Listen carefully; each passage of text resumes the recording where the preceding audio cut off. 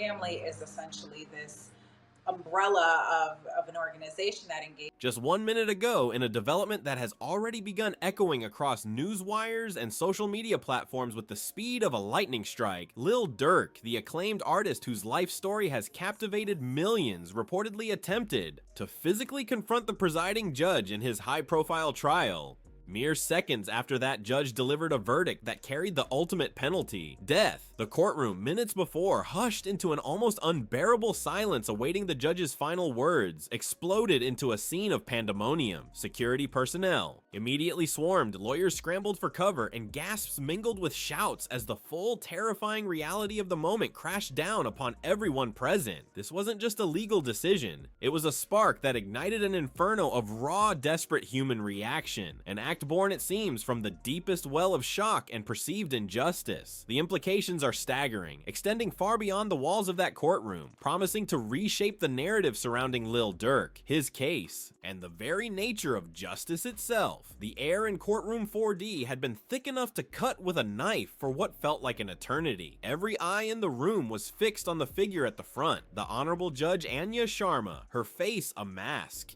of stoic gravity as she prepared to deliver the sentencing that would determine the fate of Demetrius Harmon, known globally as Lil Durk. For weeks, the trial had dominated headlines, a complex web of serious charges, escalating significantly in this fictional scenario from the previous narrative's context, perhaps involving counts related Wilson through text that Wilson, Jones, and Lindsay had the same airline ticket confirmation, and Wilson messaged a friend on Instagram saying, "On my way to LA." From there, Kavant Grant allegedly purchased 4 black ski masks from a sporting goods store, but used cash to pay. But seemingly messed up when he allegedly used another OTF credit card to rent a hotel for the co-conspirators. Prosecutors say after Grant met with the co-conspirators, he gave Keith Jones, David Lindsay, and another unnamed co-conspirator firearms, including a firearm to violent conspiracy or multiple homicides that carried capital punishment potential under federal law. The defense had fought valiantly, arguing for his innocence, portraying him not as the figure the prosecution sought to paint, but as a man shaped by unimaginable circumstances, whose art reflected the harsh realities he had survived, not perpetrated. The prosecution, conversely, had built a case aiming to link him directly to acts of extreme violence, presenting evidence they claimed was damning. The jury had returned a verdict, finding him guilty on the capital charges, a devastating blow that had already sent ripples of despair through his supporters. Now the final, irreversible chapter of the court's proceedings was about to be written. The sentencing phase had concluded, and the judge was prepared to announce whether the jury's recommendation for the death penalty would be upheld, or if she would commute the sentence to life imprisonment without parole. The courtroom was packed, a microcosm of the world outside that had become obsessed with this case. Durk's legal team sat tense, their faces etched with worry, their months of tireless work culminating in this single moment. Members of his family were seated in the public gallery, visibly distraught since the guilty verdict, their hands clasped together, tears streaming down some faces. Journalists, notebooks open, pens poised, ready to capture history, occupied their designated section, a low collective hum of anticipation emanating from them. Deputy U.S. Marshals were positioned strategically around the room, their gazes alert, particularly focused on Durk himself, who sat at the defense table, flanked by his attorneys. His expression indictment for a minute, including where Lil Durk apparently told those 5 people, "Don't book no flights under no names associated with me." Then they kind of get into the superseding indictment and what was said in it, including calling him the head of OTF. It says, in addition to naming Lil Durk, importantly, the superseding indictment contains only one new material alleged fact that the original indictment does not. It says that after the shooting, Lil Durk celebrated his successful revenge through his music. They put the lyrics from the song that he did with Babyface Ray, and then they get into section C, which is the underlying falsehood. It says, for the superseding indictment's allegations about the meaning of Lil Durk's lyrics that they described Lul Pabb's killing and referenced media about it, Lil Durk would need to have penned this record after August 19, 2022. Lil Durk did not, however, write those lines after the shooting. He wrote them 7 months beforehand. Attached as Exhibit 1 to this motion, and we will go over Exhibit 1, is the declaration. Difficult to read, a blend of exhaustion, tension, and perhaps a flicker of defiant resignation that had become become familiar throughout the trial. The weight of the moment was crushing, pressing down on every soul in the room. Judge Sharma cleared her throat, the small sound echoing loudly in the profound silence. She began to speak, her voice calm, measured, delivering the legal preamble before the final announcement. She spoke of the evidence presented, the gravity of the jury's findings, the factors considered in the sentencing phase. The tension coiled tighter and tighter. Lil Durk sat motionless, his eyes fixed on the judge, his jaw set. It was impossible to know the torrent of emotions raging beneath that surface composure. Was he praying, bracing himself, remembering his life, his family, his music? Then came the words that shattered the fragile peace. Judge Sharma, her voice unwavering but carrying the immense finality of her decision, stated the court sentence. Based on the evidence presented, the findings of the jury, and the applicable statutes, she pronounced, her words resonating with cold authority. It is the judgment and sentence of this court that the defendant, Demetrius Harmon, shall suffer the penalty of death. For a fraction of a second, the courtroom seemed to freeze. The sheer magnitude of the sentence hung in the air, heavy and suffocating. Time seemed to warp, stretching that single instant into an eternity. Then chaos erupted. It wasn't a slow build. It was an immediate, visceral explosion of shock and primal reaction. Before anyone could fully process the judge's words, before the gasp drove down, it said he drove to the area after co-conspirator 5 told him to. Right. We don't know who co-conspirator 2 is right now. Yeah, and we don't know who 5 is, and 5 had a conversation with Vonnie and Durk, exactly, who told him that was happening. Right. By the way, you know what's so funny? And it's funny about crime, like, even, you have to be really, like, so much ahead. I know somebody's gonna say, based on what you said, well, why would they get a rental car? If you kind of look at how the murders from the gallery had even finished escaping people's lips, Lil Durk moved. It was a sudden, violent lurch forward, a desperate surge powered by what could only be described as absolute, unadulterated shock and rage. He wasn't trying to escape. His movement was directed squarely at the bench, at the figure who had just delivered the ultimate condemnation. His hands, previously resting on the table or clasped in front of him, shot out, whether to grab, to lunge, or simply in a gesture of profound physical rejection of the verdict. It happened too fast for many to discern clearly in the initial chaotic milliseconds. The deputy U.S. Marshals, trained for such possibilities, even in seemingly calm moments, reacted with lightning speed. They were on him instantly, a blur of dark. Uniforms converging on the defense table. Chairs scraped violently against the floor as lawyers recoiled. A marshal positioned behind Durk lunged forward, while others from the sides grabbed his arms and shoulders, attempting to restrain his powerful, desperate surge. The sound of the struggle was jarring, and grunts of exertion from the officers, the thud of bodies colliding with furniture, a raw, guttural shout erupting from Durk himself. "You can't do this! This ain't justice!" He reportedly roared, his voice raw with fury and despair, cutting through the sudden din of the room. They lying, all of them lying. The words were perhaps semi-incoherent in the moment of intense physical and emotional struggle. But the sentiment was unmistakable, a desperate final rejection of the legal process that had just condemned him. Me take it out. I told my staff to take it out. They ended up messing up and not taking it out. So he was mad at me over not taking it out. I tried to reach out to him and say, yo, it really was an accident. Like, I wouldn't do this on purpose. Like, VladTV is not known for breaking baby stories. You know, we have a 95% male audience. My audience doesn't give a shit if you're having a baby or not. Right. And it's definitely not something I would wreck a relationship over.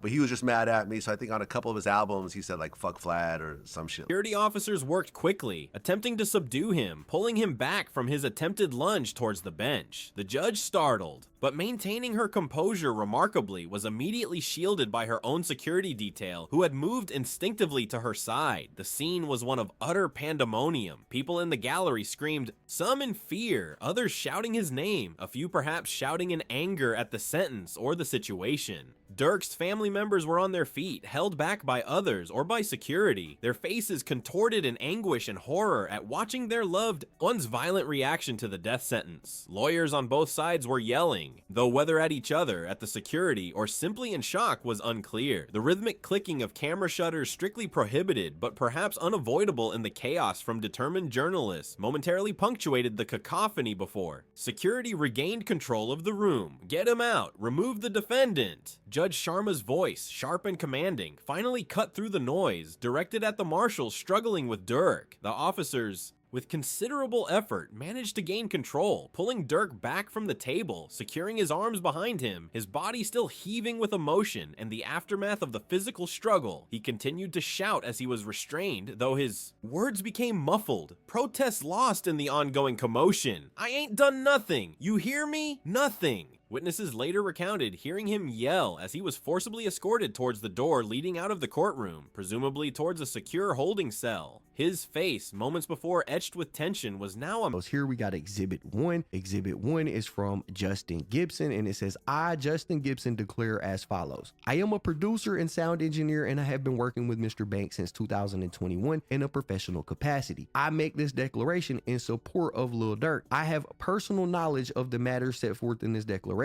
and am willing and available to testify regarding the below at an evidentiary hearing set by this court. It says, I am known professionally as Just Vibes. I've been working with Lil Durk since 2021 when we met at a recording studio operated by Sony Music. At that time, I was honored to work with him, and we have maintained a working, successful relationship since then. I am his main sound engineer since 2021, and we have recorded several albums and high charting records. On January 25th, 2022, I had a recording session with Lil Durk where we recorded the song Wonderful Wayne and Jackie Boy, which at the time we called Too Toxic. I loaded the song up at around 5:39. Lil Durk then wrote the verse. Mask of raw pain, anger, and shock. A stark image that would likely be burned into the minds of everyone who witnessed it. The immediate aftermath of Durk's attempted lunge was a different kind of chaos. A stunned silence replacing the noise. But the energy in the room remained frantic. Security personnel swarmed, ensuring the judge was safe, positioning themselves defensively. Lawyers for both sides immediately huddled, their earlier shock giving way to urgent hushed conversations about the legal ramifications of what had just occurred. How would this affect potential appeals? Was this contempt of court? Could it lead to additional charges, however moot that might seem given the death penalty sentence? These were questions that would need immediate, complex answers. The judge, after ensuring her security was in place, addressed the courtroom, her voice firm but showing the strain of the moment. She ordered the gallery cleared, citing security concerns and the need to restore order. Journalists, buzzing with the enormity of what they had just witnessed, were instructed to remain briefly for procedural information, their fingers flying across keyboards or scribbling furiously in notebooks to capture every detail while it was fresh. The air was thick with the smell of adrenaline and something akin to fear. The gravity of the death sentence itself was momentarily overshadowed by the raw, human drama of Durk's desperate final act of defiance in the face of it. In the secure holding area where Lil Durk was presumably taken, away from the eyes of the public and press, one can only imagine the continued turmoil. Fabricated quotes reflecting the fictional narrative's sensational tone and his portrayed defiance. Machine gun and possession of such firearms in furtherance of a crime of violence resulting in death,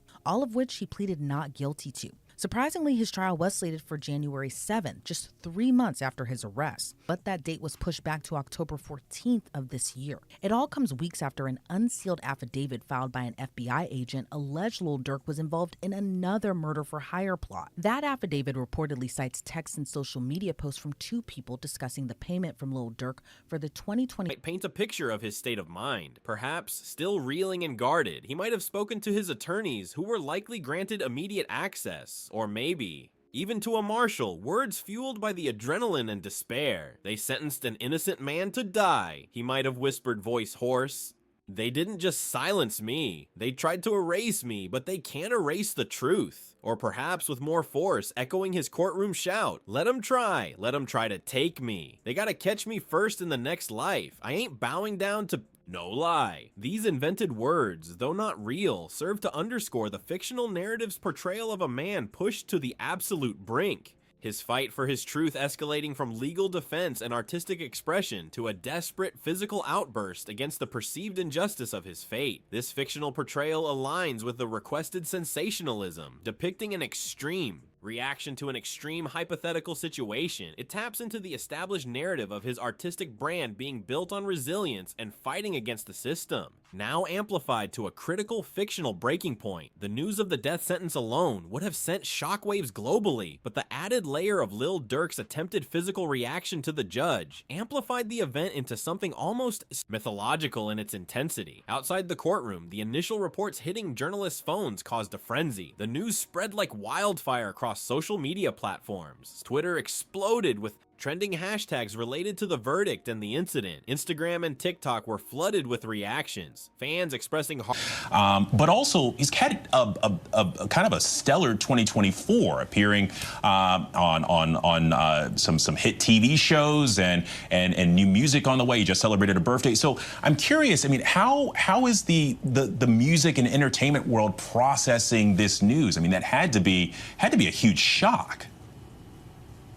Yeah, it was very much a huge shock, and particularly coming off the Grammys when he had the song All My Life with J. Cole, which is pretty much heartbreak and outrage at the sentence, others debating the merits of his actions, and still more simply in disbelief. At the sheer drama of the event, the digital detectives from the previous narrative would be working overtime, searching for any leaked footage or new angles. The reactions were polarized. His most ardent fans saw his outburst not as an act of violence, but as a desperate, understandable reaction from a man driven to despair by a system he felt had failed him. A final, raw cry against an unjust sentence. They might interpret his attempted lunge as a symbolic act of refusing to accept his fate passively. Hashtags shifting from Free Durk to phrases like Durk fights back or death before dishonor could emerge. In this fictional scenario, framing his actions within a narrative of defiance against overwhelming power. Others, however, particularly those who believe the prosecution's case, would likely view his actions as confirmation of his dangerous nature, seeing the outburst as proof of his inability to control himself and a disrespect for the law, potentially reinforcing their belief that the death sentence was justified. The incident, regardless of interpretation, became instantly iconic, a single, shocking moment that would be analyzed, debated, and replayed in people's minds endlessly. The immediate legal implications of Lil Durk's attempted assault on the judge within this hypothetical scenario are complex and add layers to the drama. While a death sentence might seem to render lesser charges moot, an act like this would undoubtedly trigger a separate investigation. He could face charges of attempted assault on a federal officer. The credit card, yes, but what I'm saying is that a lot of it is amateur hour. Vlad, it's impossible to do a crime in 2024. That's what I'm saying.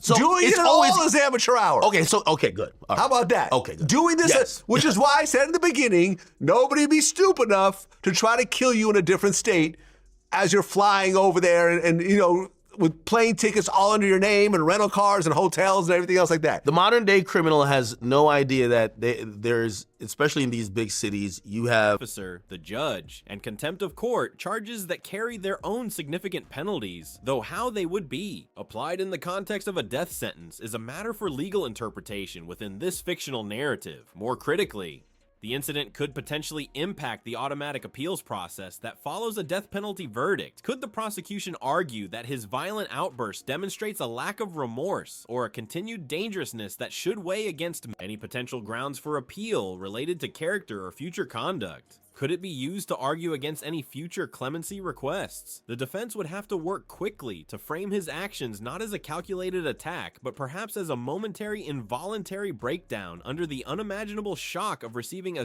death sentence. An argument aimed at mitigating the potential negative impact on his appeal. The legal teams would be deep in emergency sessions, strategizing on how to navigate this unprecedented turn of events. Beyond the immediate legal fallout, the incident also raises serious questions about security protocols in high-profile trials. How was Durk able to attempt such a movement? Were there sufficient restraints or barriers? This event, even in a fictional context, highlights the extreme pressures and potential risks inherent in sentencing individuals in such cases. Security measures would undoubtedly be reviewed and likely increase dramatically for any future appearances or transfers involving Durk, turning his movement into a highly secure and complex operation. The public perception of Lil Durk, already divided, would be irrevocably altered by this event. And they were trying to say, oh yeah, like he really ain't, Durk be scared, whatever.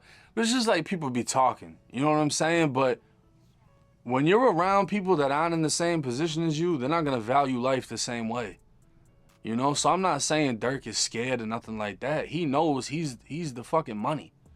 He's the one that made it, not y'all. Y'all are in the same boat, and the only thing y'all have to... For those who saw him as a victim of the system, his outburst might solidify that view, portraying him as a man pushed past his breaking point. For those who viewed him negatively, it would confirm their worst fears. The sensational nature of the incident would overshadow much of the nuanced discussion about his case, focusing instead on the raw, shocking image of the attempted courtroom confrontation. His legacy, regardless of the outcome of his appeals, would forever be tied to this moment of extreme drama. It becomes a part of his story, another layer in the complex, often violent narrative he has lived and articulated. Through his music, it adds a new, darker dimension to the themes of defiance and survival that are central to his artistic identity. Looking ahead, the path is fraught with uncertainty. The legal battle is far from over, despite the death sentence. Appeals process for a capital case is lengthy and complex, offering multiple avenues for review based on potential legal errors, constitutional violations, or newly discovered evidence. Durk's legal team will undoubtedly pursue every possible avenue, now with the added challenge of mitigating the impact of the courtroom incident. The world will continue to watch, perhaps with even more intensity now, following every filing, every court date related to his appeals. Will new evidence emerge? Will legal arguments challenging the original trial or the death penalty itself prove successful? Will the narrative of his courtroom outburst help or hinder his fight for survival? This is a moment that transcends headlines. It becomes a defining chapter in the ongoing, unbelievable saga of street light cameras, you have intersection cameras, you have they're gonna subpoena all the cameras for that point to the road of all these businesses of these streets you're driving out. Yeah. That's what they did with the O Block situation. Yeah, for they'll track you FBG back Duck. to your damn house. Yeah, so you know, but you know what people say? Well, I got a shiesty on. Okay, that's cool, but you got your cell phone in your pocket, right? Oh, we got you when you met up with the other guy with the cell phone.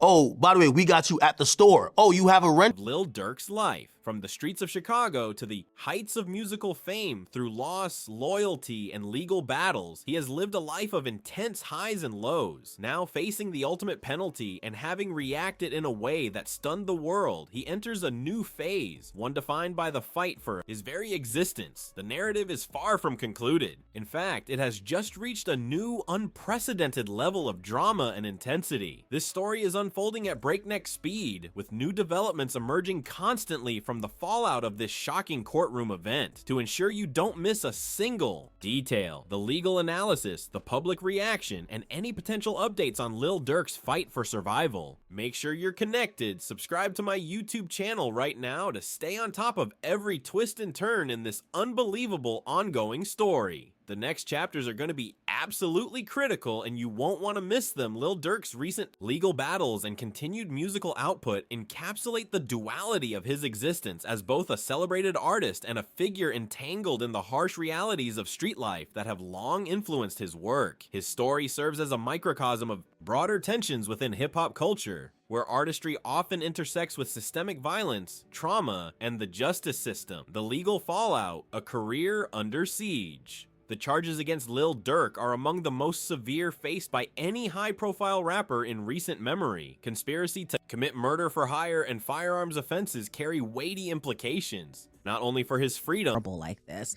that you might try a little harder to kind of cover your tracks. They say cash is king. You know, when you use electronics and you use credit cards and things of that nature, you're leaving a paper trail all the time.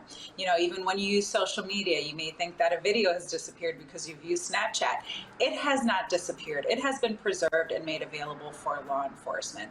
And so essentially here in this case, there are allegations that credit cards were used. But also for his legacy. If convicted, these allegations could overshadow his achievements, transforming him from a Grammy-winning musician into a cautionary tale about the perils of unresolved feuds and retaliatory violence. The federal indictment paints a grim picture of alleged vendettas spiraling out of control. Prosecutors claim that Durk's actions were motivated by loyalty, both to his late friend King Von and to his own family following the loss of his brother. While such motivations resonate deeply within communities shaped by loss and betrayal, They underscore how personal grief can escalate into cycles of violence with devastating consequences. The wrongful death lawsuit filed by Saviay'a Robinson's mother further amplifies this tragedy, emphasizing the collateral damage caused when conflicts extend beyond direct participants. Moreover, the revelation of a second potential murder-for-hire investigation involving Stefan Mack adds another layer of complexity. Though no formal charges have been brought in connection with Mack's death, the mere association threatens to deepen public scrutiny of Durk's ties to Chicago's violent underworld. These developments highlight the precarious position many artists find themselves in when their lives mirror the narratives they portray in their music. Artistic resilience amid adversity. Despite the gravity of his circumstances, Lil Durk has demonstrated remarkable resilience through his art. Deep Thoughts, released while incarcerated, is a poignant reflection of his current state of mind. The album's title itself suggests introspection, offering listeners a glimpse into the emotional toll of his legal happening in the YSL case.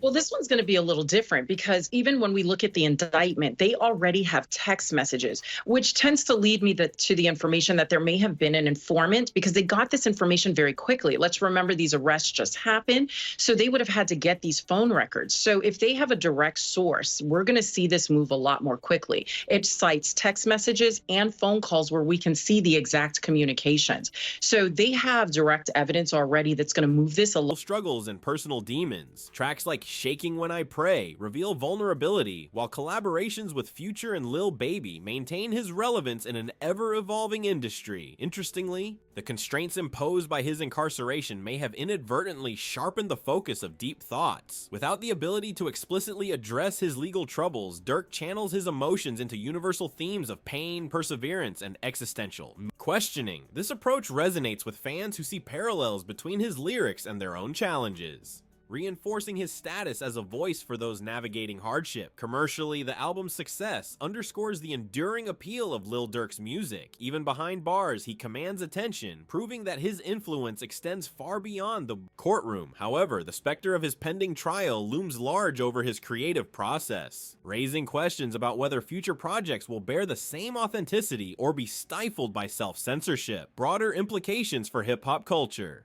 Lil Durk's predicament reflects larger societal issues at play within hip-hop. For decades, the erstwhile genre has grappled with its portrayal of street life, often criticized for glorifying violence while simultaneously shedding light on systemic inequities. Artists like Durk walk a tightrope, drawing inspiration from their experiences, yet risking entrapment in the very systems they critique. His case also highlights the disproportionate impact of the criminal justice system on Black men, particularly those from marginalized communities. The decision to deny him bail, despite offering significant assets, speaks to entrenched control of your finances and make your accounting life a lot easier. Check out Odoo's accounting app at the link odoo.com/LCnews34 and try Odoo now for free.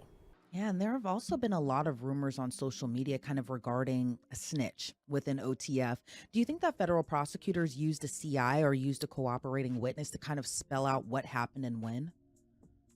It wouldn't surprise me. I read through some of the superseding and indictment, and it seems to be very highly detailed with biases and fears surrounding individuals perceived as threats due to their backgrounds or affiliations. As the trial approaches, it remains to be seen whether the prosecution's evidence will substantiate their claims or if Durk's legal team can dismantle what they argue is a flawed indictment. What lies ahead?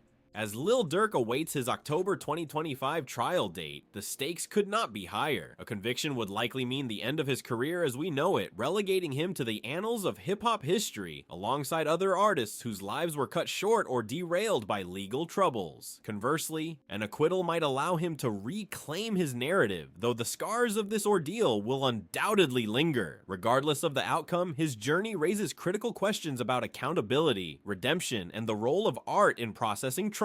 Can Lil Durk emerge from this chapter stronger, using his platform to advocate for change? Or will the weight of his past decisions continue to define his path? For now, the world watches and waits, hoping that the tumultuous turn in Lil Durk's life ultimately leads to healing rather than ruin. For him, for his community, and for the culture he has so profoundly shaped. Final thoughts. Lil Durk's story. is one of contradictions, celebrated yet besieged, resilient yet vulnerable. It serves as a reminder of the fragility of success amidst adversity and the enduring power of art to transcend even the darkest moments. Whether he rises above or succumbs to his circumstances, his legacy will forever be intertwined with the complexities of the world he sought to illuminate through his music.